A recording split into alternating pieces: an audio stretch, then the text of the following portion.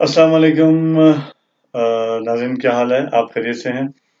एक सवाल ये आया है कि हज़रत आदम अलैहिस्सलाम के वाक़े से यूथ को क्या सबक लेना चाहिए?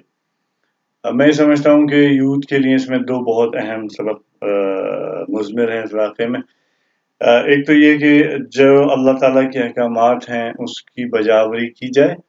इसलिए क्योंकि जब अल्लाह ताला ने फ़रिश्तों को हुक्म दिया सजदा करने का और उन्होंने सजदा किया, वो अल्लाह ताला के यहाँ मकबूल हो गए। शैतान को जब हुक्म हुआ, शैतान ने इनकार किया, वो अल्लाह ताला के पास सरांदा दरगाह हो गया। तो जब अल्लाह ताला ने हमें बहैसियत मुसलमान जब सजदे का हुक्म दिया है, नमाज का हुक्म दिया है, तो हमें चाहिए कि हम अपने वक्त मुकर्ररा पे जैसे कि अल्लाह ताला ने फरमाया है उसको इख्तियार करें और उसमें कोताही ना करें, उसको अपनी ज़िंदगी का लाजमी जुज़ बना लें।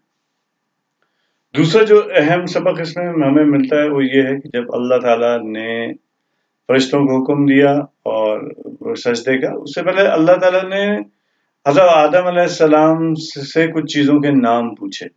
अच्छा, वो चीज़ें ज़ाहिर है वो दुनिया से मुताल्लिक़ चीज़ें थी, दुनियावी चीज़ें थी। जब फरिश्तों से उनका नाम पूछा गया तो वो उन्होंने माज़ूरी का इज़हार कर दिया।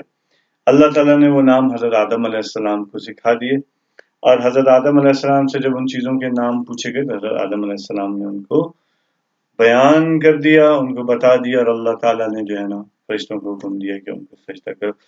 जिससे हज़रत आदम अलैहिस्सलाम के नाम बताने और उसके बाद सजदा करने से जो सबसे पहला असूल तय होता हुआ नज़र आता है दुनिया का, अब वो ये है कि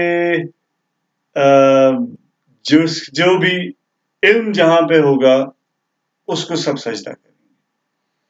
तो हज़रत आदम अलैहिस्सलाम ने साबित किया कि उनके पास इल्म है, उसकी वजह से तमाम फरिश्तों ने उनको सजदा किया। तो असल में वो सजदा मिट्टी के पुतले को मेरा ख्याल है नहीं था। मैं कोई मज़हबी स्कॉलर तो नहीं हूँ, बहुत मज़हबी स्कॉलर इस पे बात कर सकेंगे।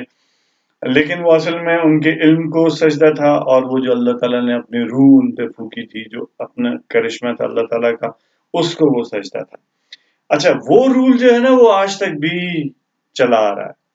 यानी हम दुनिया में देखते हैं कि जिस शख्स के पास भी नॉलेज है, इल्म है, सारे लोग उस पे कन्वर्ज्ड हैं, सबने उधर जाना है।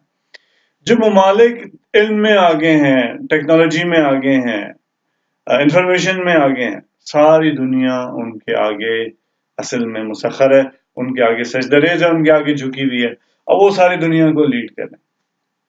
तो बहैसियत मुसलमान, बहैसियत पाकिस्तानी, बहैसियत इंसान, हर हैसियत में हमें इल्म को हासिल करना है और हमें आगे जाना है ताकि हम भी दुनिया को तस्खीर कर सकें।